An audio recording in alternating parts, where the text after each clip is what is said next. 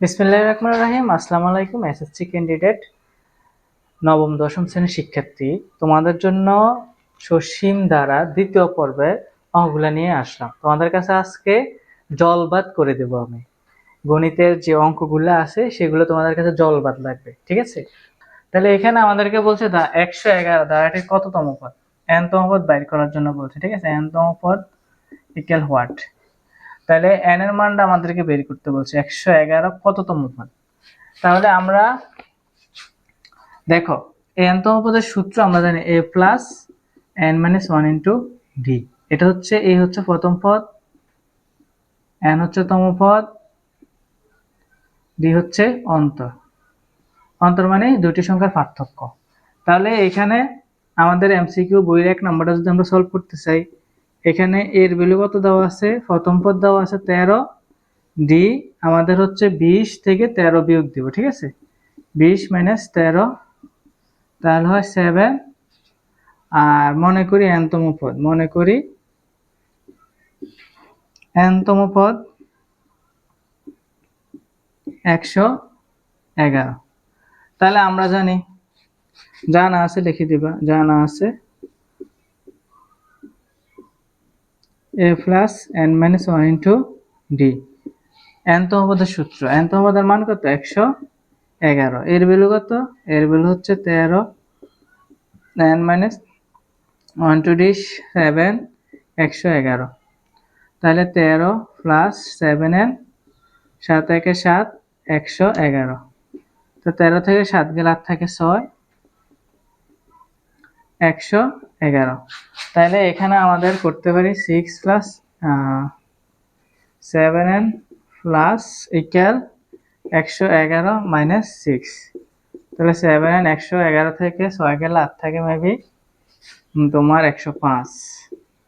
তাহলে n equal 7/105। তাহলে ভাগ দিলে আমাদের মেবি আসে 5 7 35, 7 একে 7, তাহলে 15। n ইকুয়াল 15তম পদ। তাহলে 111 কয়তম পদ স্যার? 111 পূর্ণতম। আমাদের একের হচ্ছে যে ঘ নাম্বার অ্যান্সার। আশা করি প্রিয় শিক্ষার্থীরা 1 নম্বর অঙ্কটা তোমরা খুব সুন্দরভাবে বুঝতে পেরেছো।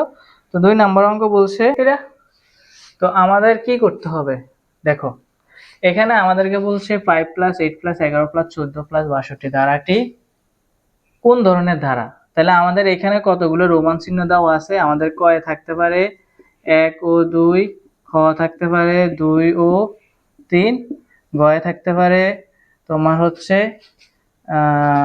1 3, 1 ও 3 থাকতে পারে, গোড়ায় থাকতে পারে 3টা, ঠিক আছে? 1 2 3।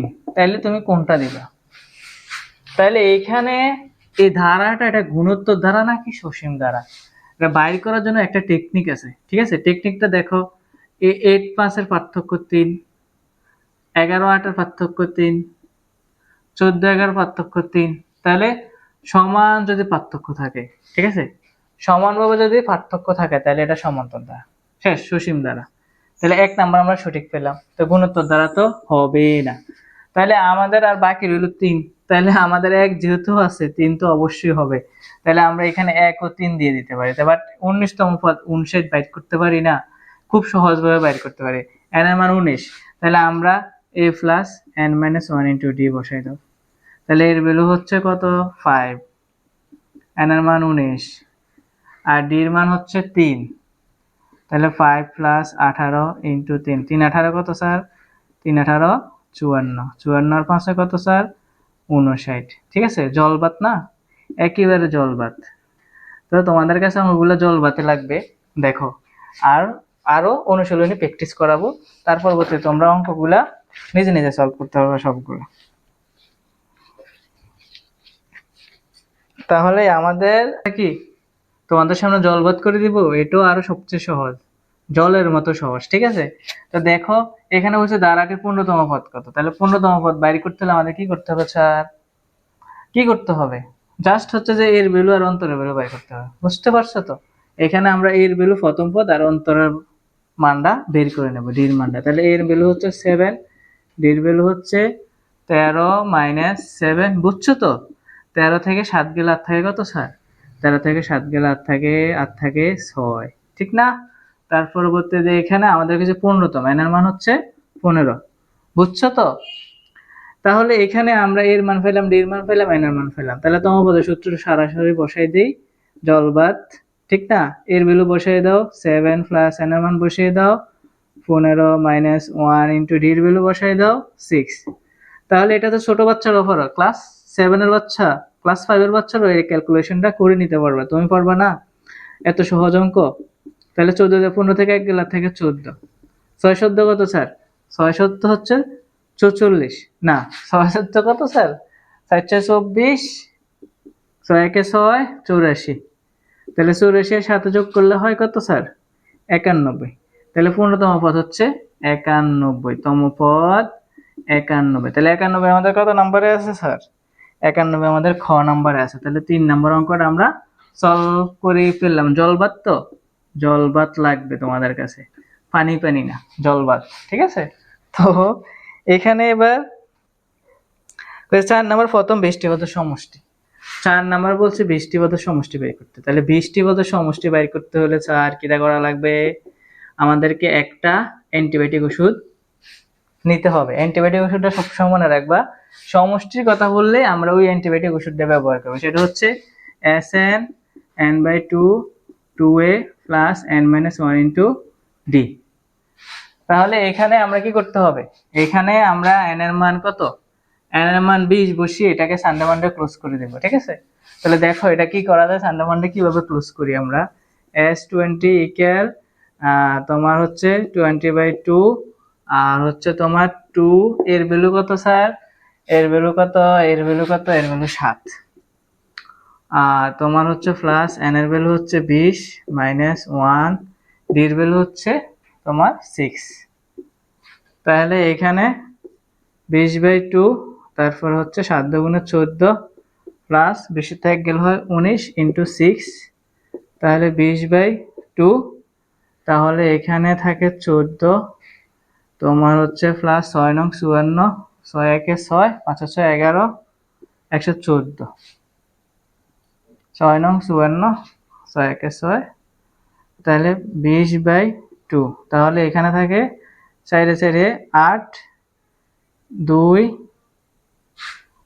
128। তাহলে সানডে মানডে ক্লোজ করে দিই। এখানে এই 2 এর সাথে 2 সানডে মানডে ক্লোজ করলে কত হয়? 4 দুগুণে 8, 6 দুগুণে 12, 64। এখানে কি করতে হবে?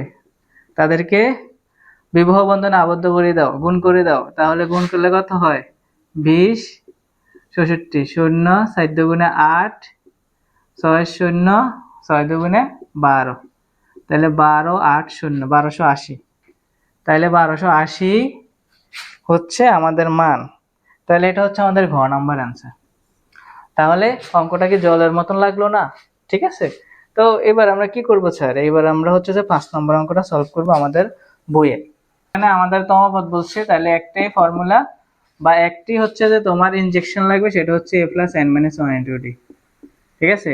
এই ওষুধ ছাড়া, মেডিসিন ছাড়া এই অঙ্ক করা সম্ভব না। সেটা হচ্ছে প্রধান ওষুধ, এটা তোমার লাগবে। এটা ছাড়া তুমি এই সমস্যাটা সমাধান করতে পারবা না। তাহলে এই মেডিসিনটার নামটা মুখস্থ রাখবা, ঠিক আছে? যেমন ফার্মেসিতে যাওয়ার সময় কত ওষুধ মুখস্থ করে, হ্যাঁ, বাজার থেকে কিনে আনো, সেরকম ভাবে এই অঙ্কটা করতে গেলে, এটা সমস্যা সমাধান করতে গেলে এই মেডিসিন লাগবে। সেটা হচ্ছে a + n-1 * d। তাহলে এখানে প্রথম পদ কেডা? প্রথম পদকে এ, ঠিক আছে? অন্তর, কোন অন্তর? বিয়োগফলের অন্তর, মনের অন্তর না, বুঝতে পারছেন? মনের অন্তরে তো কত কিছু থাকে, শয়তানি। তাহলে -2 ইকুয়াল -5 2 হচ্ছে 7। তারপরে n এর মান কত? n এর মান 12, n ইকুয়াল 12। তাহলে আমরা জাস্ট মানটা বসাই দিই, a + n-1 * d। এর ভ্যালু হচ্ছে 2 প্লাস n এর ভ্যালু হচ্ছে 12 - 1, d এর ভ্যালু হচ্ছে -7। তাহলে এখানে 2 প্লাস 12 একে 12 থেকে গেলে 11 -7 7, 2 প্লাস 7 11 77, প্লাসে মাইনাসে -2 7 7 -75। আশা করি এটা তোমাদের কাছে কি লাগলো? জল ভাতের মতো লাগলো, ঠিক আছে? জল ভাতের মতো লাগলো। তার পরবর্তী আমাদের 6 নম্বর অঙ্কটা করব।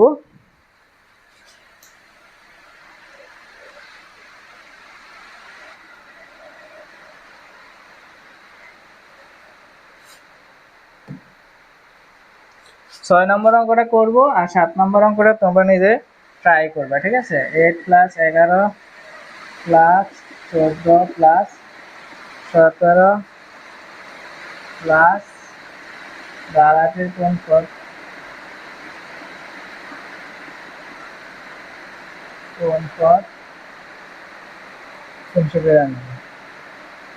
তো বেশি ক্ষেত্রে এখানে আমরা কি করবো, দাঁড়াটির কোন পদ 392, তাহলে 392 কয়তম পদ জানি না, তাহলে মনে করে নিতে হবে এটা nতম পদ। আর এখানে প্রথম পদ দাও আছে, লিখবা প্রথম পদ a সমান 8 লিখবা, অন্তর b সমান 11 মাইনাস 8 লিখবা সমান সমান 3। আর nতম পদ মনে করে নিলাম কত স্যার, nতম পদ হচ্ছে 392।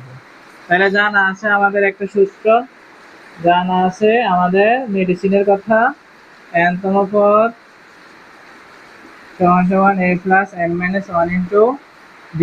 তাহলে n এর মান এখানে অতএব দিলাম, এখানে a plus n minus 1 into d লিখলাম, আর হচ্ছে nতম পদের মানটা বসিয়ে দিলাম কত 392। তাহলে এর ভ্যালু কত স্যার, এর ভ্যালু হচ্ছে 8 প্লাস n এর ভ্যালু 9, n এর ভ্যালু নানার বাড়ি, d এর মান কত, d এর মান 3 ইকুয়াল 392। তারপরে কি করবা, তারপরে তাদেরকে একসাথ করে দিবা, আবদ্ধ করে দিবা, জগৎ সংসারে তারা একসাথে বসবাস করবে। 3 এর সাথে n অ্যাডজাস্ট হয়ে গেছে, 3 একে 3, 392। তারপরে কি করবা, তারপরে মারামারি লাগবে, 8 থেকে 3 গেলে আর কত থাকে, 8 থেকে 3 গেলে আর থাকবে 5, তাহলে 3n প্লাস 5 ইকুয়াল 392। তারপরে পক্ষান্তর করে দাও, জগৎ সংসার থেকে বের করে দাও এটাকে, 392 মাইনাস 5 মানে প্লাস ওই পাশে গেছে মাইনাস হয়ে গেছে, তাহলে 3n 392 থেকে 5 গেলে থাকে কত স্যার, 392 থেকে 5 গেলে কত থাকে 387, 387। তাহলে এখানে n ইকুয়াল 387 রে 3 দ্বারা কত দেবো ভাগ দিলে হয় আমাদের 129। তাহলে n এর ভ্যালু হচ্ছে 129তম পদ। আশা করি প্রিয় শিক্ষার্থীরা তোমরা বুঝতে পেরেছো। 6 নাম্বার যদি তোমরা করে বুঝে থাকো তাহলে 7 নাম্বার ট্রাই করো নিজে নিজে, ঠিক আছে। তো বাকি ক্লাসে আমরা 8, বাকি পর্ব আমরা 8 থেকে শুরু করবো। তো সবাই সুস্থ থাকবা, ভালো থাকবা, আল্লাহ হাফেজ।